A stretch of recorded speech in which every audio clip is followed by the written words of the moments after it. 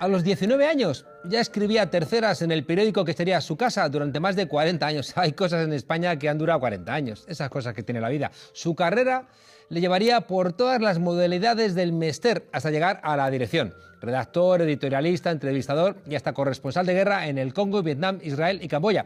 Ha informado del cielo, del infierno e incluso del purgatorio antes de que lo cerrara Juan Pablo II. Mientras Valle Inclán se empeñó en cagarse, dijo Luces de Bohemia, en Los cabrones de la academia, él decidió inscribirse en la misma y se marcó un discurso de ingreso que se llamó Palabras de amor de los poetas, en una carrera donde Cebrián y El País reñían con el ABC y con nuestro invitado.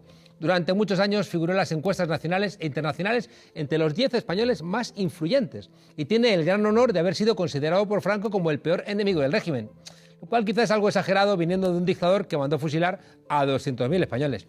Nuestro invitado fue expedientado, procesado y pasó un año en el exilio por defender algo tan revolucionario como la monarquía parlamentaria.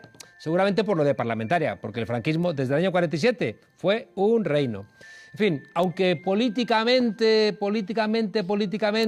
estamos a mucha literatura de distancia, hoy le hemos querido invitar a nuestra frontera, porque sabe más el diablo por viejo que por monárquico.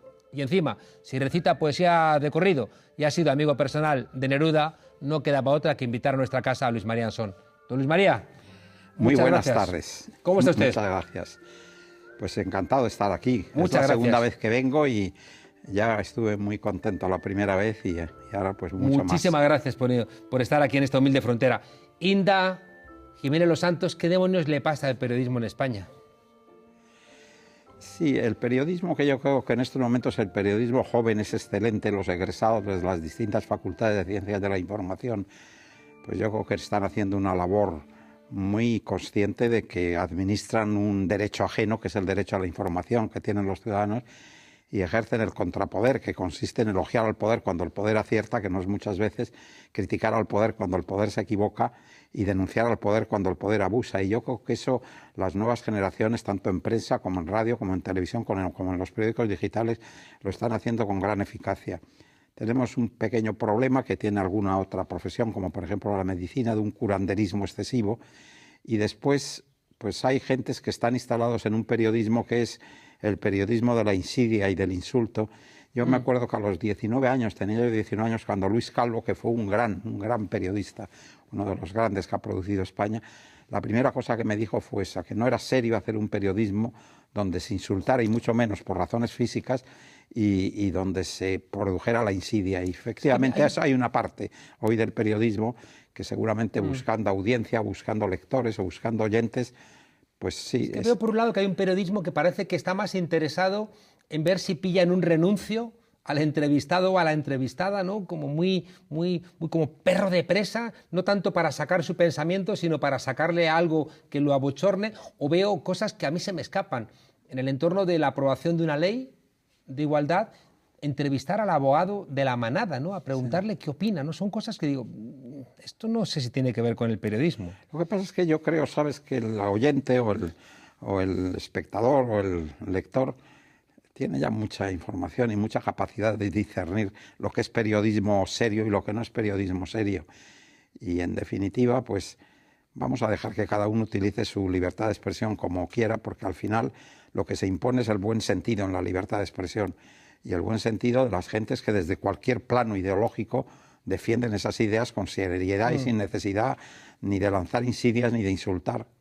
¿No cree usted que hay periódicos que están directamente mintiendo en esta época de las fake news y que hay usuarios de medios de comunicación que les gustan que les mientan? No es una cosa nueva, no es en esta época, Juan Carlos. El bulo ha existido siempre.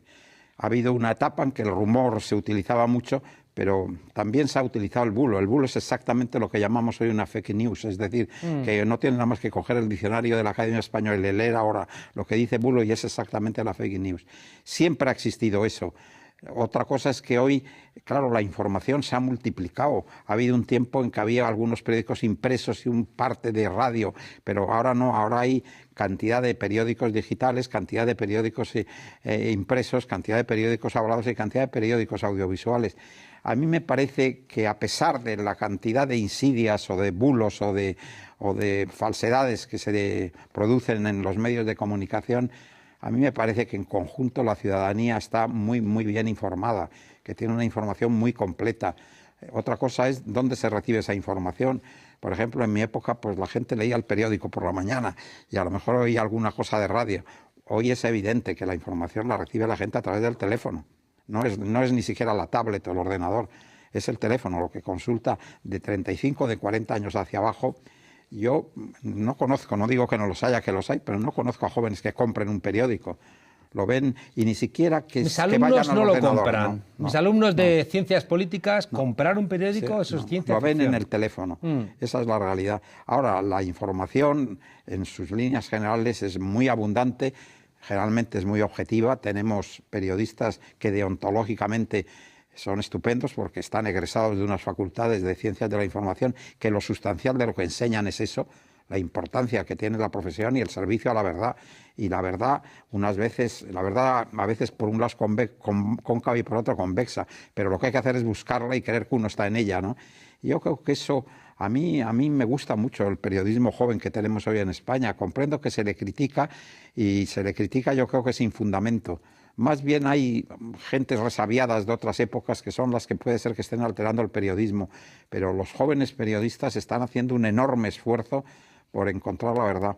Te vuelvo a repetir que el problema que hay también lo hay en medicina. En medicina tenemos en estos momentos unos 12.000 curanderos en España, que la gente va y cree que se curan y a veces lo hacen, que se conocen los curanderos. Y en periodismo pues tenemos infiltrados a cantidad de gente que no tiene esa formación deontológica que dan las facultades de ciencias de la información o de ciencias de la comunicación. Pero en líneas generales, a mí que me gusta mirar hacia el futuro y no hacia el pasado, porque eso se convierte uno en una estatua de sal.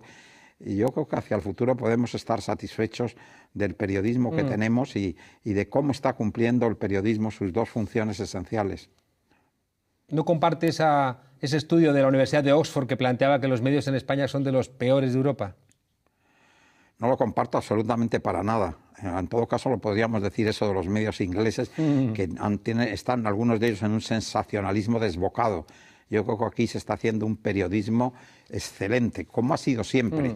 No es, la realidad es que España ha tenido durante todo el siglo XX, no me refiero al XIX porque no lo he conocido suficientemente bien y hay que hablar de lo que uno conoce algo, ¿no? En la parte que yo conozco del periodismo del siglo XX se ha hecho un periodismo excelente con una salvedad, y es que ha habido una laguna terrible que son los 40 años de la dictadura. Claro. Si algo caracterizó a la dictadura de Franco fue cómo extirpó de raíz la libertad de expresión, y solamente algunos grandes periodistas eran capaces de darle la vuelta a la censura y de demostrar que estaban en una posición distinta, como es el caso de Luis Calvo. Es que ese señor se las gastaba, en fin, que te fusilaba en cuanto te despistabas. Sí. Hay un libro que ha generado mucha polémica, que es el de David Jiménez, el director, esta persona que fue durante un año el director del Mundo, que de alguna manera denunció como que había una cercanía entre el poder económico, el poder político y el poder mediático que estaba de alguna manera desvirtuando esa tarea de cuarto poder fiscalizador que usted ha señalado que le corresponde al Mira, periodismo. Juan Carlos, yo creo que el fondo es verdad y no es de ahora, y no es solo en España. Esa connivencia entre el poder político, el económico y el de comunicación, el periodístico, pues ha existido siempre, porque tanto los medios económicos potentes como los medios políticos dependen en una proporción considerable de lo que dicen los medios de comunicación. Lo que sí me permitirás es que no me refiera demasiado, porque yo escribo en El Mundo.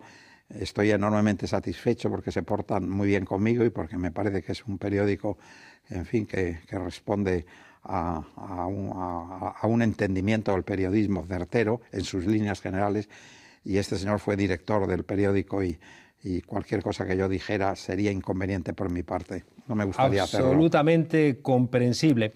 Le planteaba, a mí me estremeció en el caso del presidente Aznar, cómo él colaboró, ¿no?, en aquel demérito de Miguel de Madrid, ¿no?, al cual acusaron de corrupción, que después fue exonerado, ¿no? Sí. Que fue cuando entró, ¿no?, en la presidencia de Castilla-León, el presidente Aznar, y cómo en su despedida se despidió planteando que el atentado de Atocha había sido obra, ¿no?, de ETA y no de islamistas, y cómo la presión, ¿no?, en los medios de comunicación hizo que una parte de los españoles nos sintiéramos rehenes, ¿no?, de de un presidente que nos estaba mintiendo, ¿no? Y cómo ahí hubo una tensión en los medios de comunicación donde o caías del lado de la democracia o del lado del autoritarismo. Eso que dices, sabes, es exacto.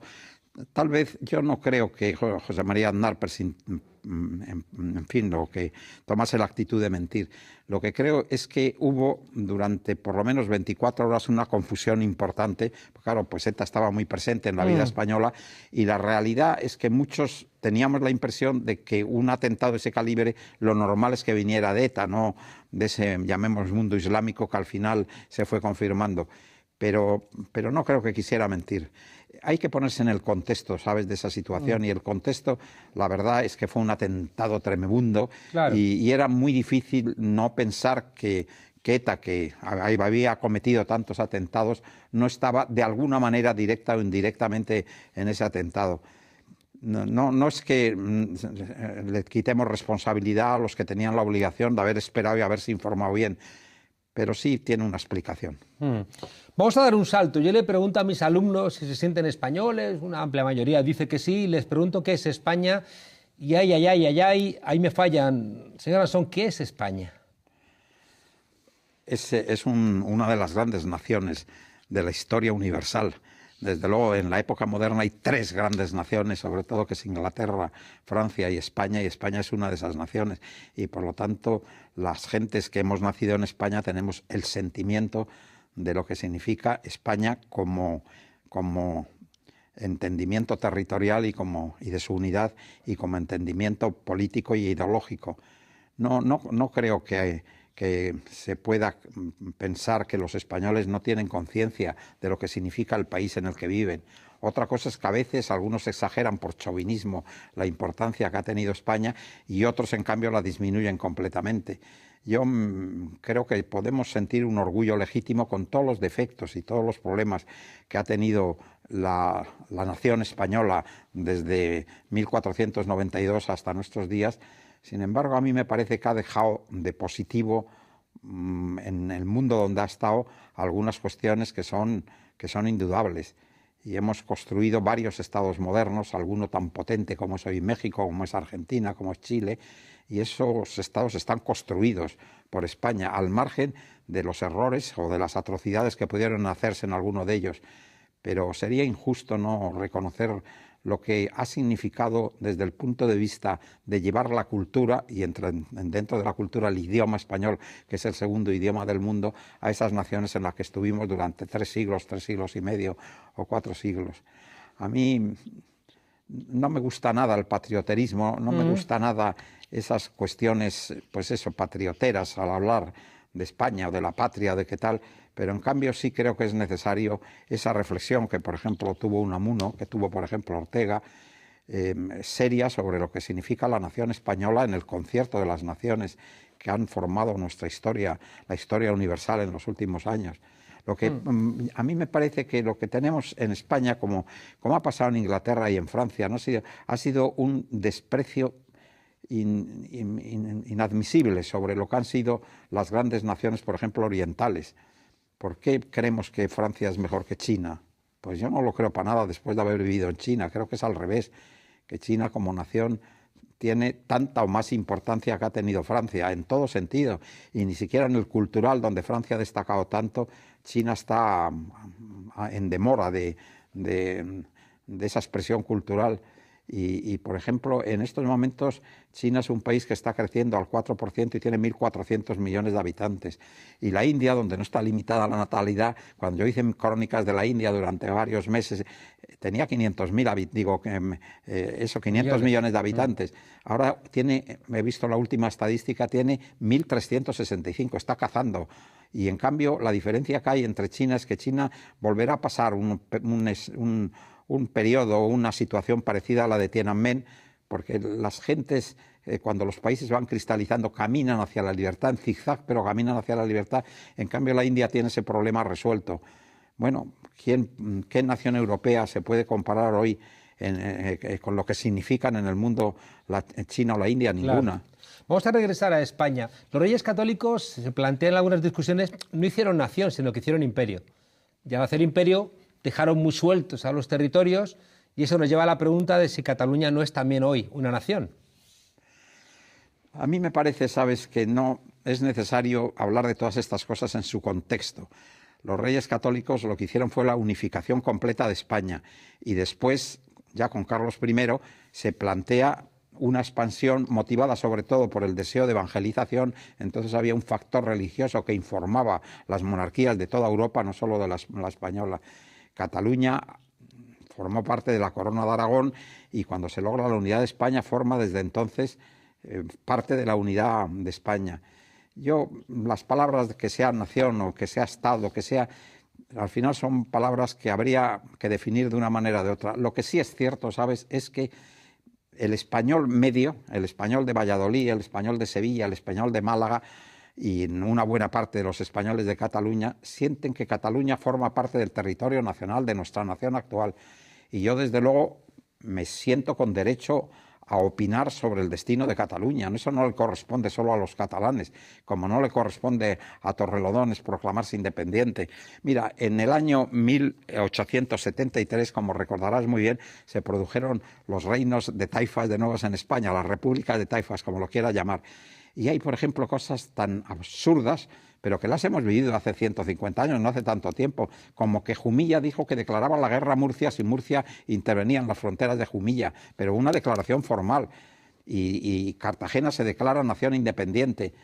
Todo eso son cuestiones, llamémoslo así, en definitiva menores, que forman parte de una estructura histórica, de un periodo determinado. Yo personalmente, si es lo que me quieres preguntar, me siento con derecho a opinar sobre Cataluña y a considerar que Cataluña no puede dejar de ser territorio español sin la opinión de todos los españoles, no solo de una parte de los catalanes, que es lo que estamos ahora.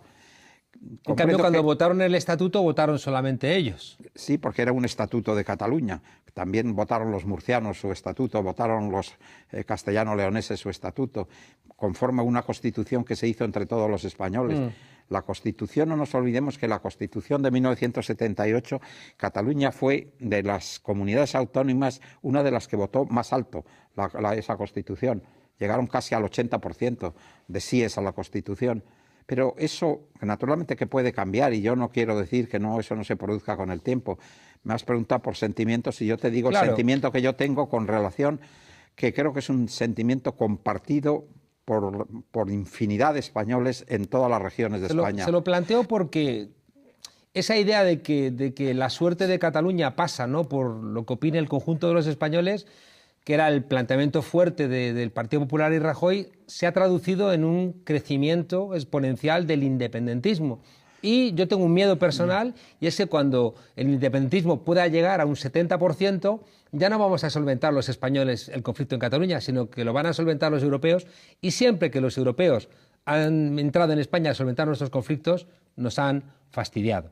Por tanto, yo me planteo si no es posible construir un espacio donde los catalanes se sientan nación y se sientan corresponsables con España, que para mí sería el ideal. Pero claro, creo que eso no lo podemos conseguir en tanto en cuanto no confiemos en que ellos busquen cuál es su acople en el conjunto del Estado. Pues yo creo que lo explicas muy bien y por lo tanto tengo poco que añadir a lo que estás diciendo. Mira, a mí me parece que ha habido un presidente del gobierno que cometió un error terrible en el tratamiento de Cataluña, que fue el decir, aquí no pasa nada, que lo mejor es, no, en fin, el tiempo lo arregla todo y lo mejor es tener cerrado el pico, que son palabras entre comillas de Mariano Rajoy. Claro que estaban pasando muchas cosas, que Cataluña no se sentía satisfecha dentro del estatuto o dentro de la situación que se había creado después de la Constitución en Cataluña y que no se ha sabido tratar ese asunto y que ha habido unos grupos que tenían todo el derecho a ser independientes. Estamos en la monarquía de todos y que han gastado muchísimo dinero mientras desde el gobierno central no se hacía nada.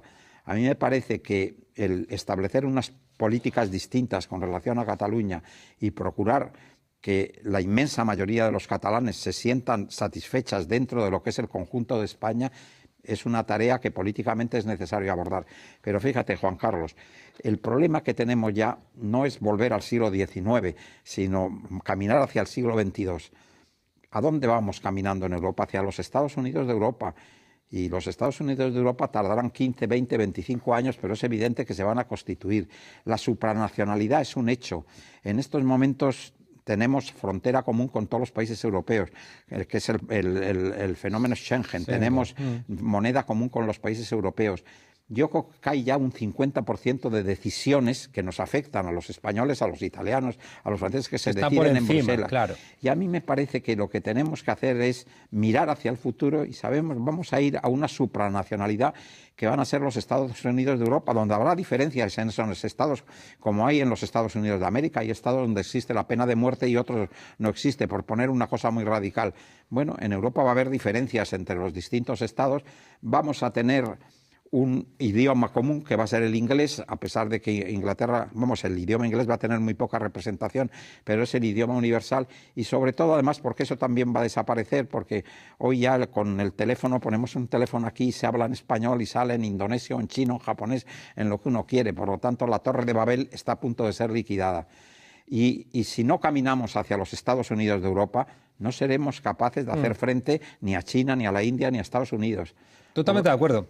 Y creo que España ahí tiene una relación con América Latina que si no la cuidamos es que ser idiotas, sí, ¿no? Porque clave, es una... ese espacio creo que está nuestro. Se me ha escapado porque en la reconfiguración del gobierno, en un momento Pedro Sánchez quitó lo de Iberoamérica, ¿no? Porque era como, no sé, como si Inglaterra quitase la Commonwealth, ¿no? Sería como algo absurdo. Déjeme usted dar un salto. He hablado de mitos, los mitos de España, que yo no tengo su edad, aunque me acerco. Vamos, te acercas con 80 años de diferencia, pero bueno. Pero claro, los grandes mitos, ¿no? El Cid campeador, pues luego al final era un mercenario. La batalla de Covadonga, pues hay gente que dice que ni siquiera existió. Hay una serie de Don Pelayo, pues lejos de ser, ¿no? Un adalid era pues también un tipo, ¿no? Que estaba ahí como intentando ahorrarse pagar impuestos. Era como, ya digo, una construcción mítica que nos lleva al papel de la monarquía en España como un elemento esencial, ¿no? Como consustancial. Usted ha citado antes a Ortega y Gasset, a Unamuno, Américo Castro, Sánchez Albornoz, todos, ¿no? El elemento de las monarquías, ¿no? Y sobre todo la relación con los visigodos, ¿no? Aparece centralmente. En cambio, la monarquía parece que está muy, muy debilitada. ¿Qué va a pasar con España en esta monarquía debilitada? Te has referido a muchos de los mitos históricos de España y, bueno, por ejemplo, el del Cid es evidente después de la publicación de las memorias del último rey Cirí de Granada, en el que habla, por ejemplo, lo de la toma de Valencia, y no sale el Cid. Que existió Rodrigo Díaz de Vivar y que le tomó jura al rey Alfonso parece evidente, y que lo demás es una leyenda literaria, como fue la canción de Roldán y otras muchas. Es verdad que Ramón Benéndez Pidal, que era un hombre muy serio, pero en fin, le dio una importancia a la España del Cid que yo personalmente creo, como Emilio García Gómez, que en fin, que el Cid es una creación literaria y sustancialmente, en una realidad. Y de ahí podríamos ir a muchos de esos mitos a los que está referido. Y nuestro amigo Pérez Reverte ha escrito una novela que le ha hecho justicia histórica, ¿no? Sí. A ese Cid campeador. A ese mito, sí. Pero mira, en cambio, lo que has dicho antes, ¿sabes?, es una cuestión que exige meditación, porque que la monarquía está debilitada, pues es evidente probablemente en todo el mundo, pero que a la vez entre los países políticamente más libres del mundo, socialmente más justos, económicamente más desarrollados, culturalmente más progresistas, están las monarquías democráticas. Mira, una de las cosas, por ejemplo, que algunos partidos propugnan es un referéndum monarquía o república. A mí eso me parece una cosa antiintelectual. Si tú me preguntas a mí qué prefiero, la República de Finlandia, que es estupenda, o la monarquía de Arabia Saudí, pues claro que prefiero la República de Finlandia. Pero si yo te pregunto a ti seriamente qué prefieres, la monarquía danesa o la República de Pinochet, pues seguramente me dirás que la monarquía danesa. La clave es... Los daneses siempre, sus monarquías han sido antifascistas. No nos ha pasado eso en España. Bueno, en España, no me refiero Alfonso a eso. XIII, como Juan de Borbón, como el rey Juan Carlos, han estado siendo franquistas, y eso no parece que es el mejor pedigrí. No, eso, biográfico. Por ejemplo, podemos entrar en ello, pero te estoy refiriendo en líneas generales. En líneas generales, las monarquías hoy se encuentran entre los países mejores del mundo. Y eso es indiscutible. Y también hay monarquías que son puras dictaduras, como son las del Oriente Medio, como hay repúblicas que son puras dictaduras. El problema está, ¿sabes?, en que haya un reconocimiento en las naciones de que la soberanía nacional reside en el pueblo. y que es el pueblo que a través de la voluntad general libremente expresada hace las leyes, y por lo tanto el monarca se somete a esas leyes que han sido dictadas o votadas por esa voluntad general libremente expresada. Y desde ese punto de vista, yo creo que te has referido antes a don Juan de Borbón, y yo obligadamente te tengo que decir que toda la política de don Juan, toda, con más de 30 y tantas declaraciones, fueron que el papel de la monarquía consistía en devolver la soberanía nacional al pueblo español. Cosas que es lo que hizo su hijo don Juan Carlos, que tuvo todos los poderes y sin embargo renunció a todos los poderes para devolver la soberanía nacional al pueblo español, que había sido secuestrada en 1939 por el ejército vencedor de la guerra civil, y eso es lo que fue el papel de la monarquía. Y la monarquía se quedó sin poderes ninguno, vamos, con los poderes de la representación y después el del arbitraje y la moderación, cosa que ha hecho estupendamente. Pero yo creo que el análisis... Mira, cuando uno llega a Canadá, que es una monarquía, o llega a Australia, que es una monarquía, o llega a Japón, que es una monarquía, o llega a Suecia, a Noruega... Bueno, ahora, por ejemplo, está en discusión en España una ley, que es la de la eutanasia, ¿no? Bueno, reconóceme que esa ley... Yo no soy capaz de pronunciar sobre eso porque creo que habría que meditarlo mucho, y a mí me da un poco de miedo, que no es mi caso, por supuesto, pero que haya hijos o nietos o sobrinos que digan a nuestro abuelo, a nuestro tío... Es imposible eso, que hace falta... Pero intervención, claro, de los médicos, claro, eso no puede ocurrir. Hay que ponerle muchas cautelas, hay que ponerle muchas cautelas, ¿no? Porque hay médicos que también se pueden sentir comprados. Pero en fin, no quiero entrar en ello, no me manifiesto sobre ella. Lo que te digo es que en Europa hay 3 naciones que han autorizado la ley, que son Dinamarca, Holanda y Bélgica, 3 monarquías, y la cuarta va a ser otra monarquía, que es España. Por eso dice, la monarquía, aunque la gente dice una cosa anacrónica, bueno, ¿anacrónica de qué? Pues si son los países más modernos del mundo. Tú llegas a Suecia, a Noruega, es muy difícil encontrar un país que esté en esas fronteras o en esos límites de la modernidad como están las monarquías europeas. Nos hemos comido el tiempo, don Luis María.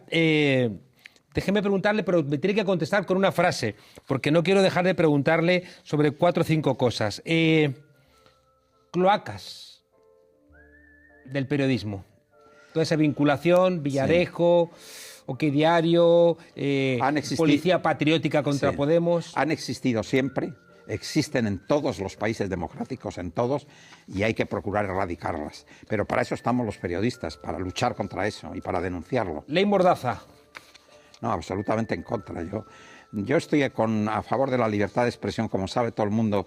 Desde la época de Franco he presidido las asociaciones de la prensa y he defendido hasta casos como el de Binader, que tenía perfecto derecho a decir lo que decía, aunque podamos discrepar absolutamente. Eso no quiere decir que el periodista sea un ciudadano impune, ¿no? Si viola la ley o violenta la ley, pues tiene que responder, como es lógico, ante la penalidad que esa violación de la ley le pueda suponer.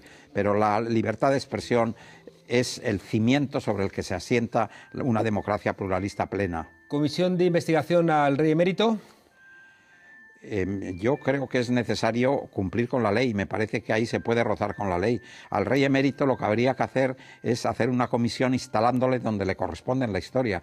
Es el 4º gran rey de la historia de España. El primero es Carlos I, el segundo es Felipe II, el tercero es Carlos III y el cuarto es Juan Carlos I.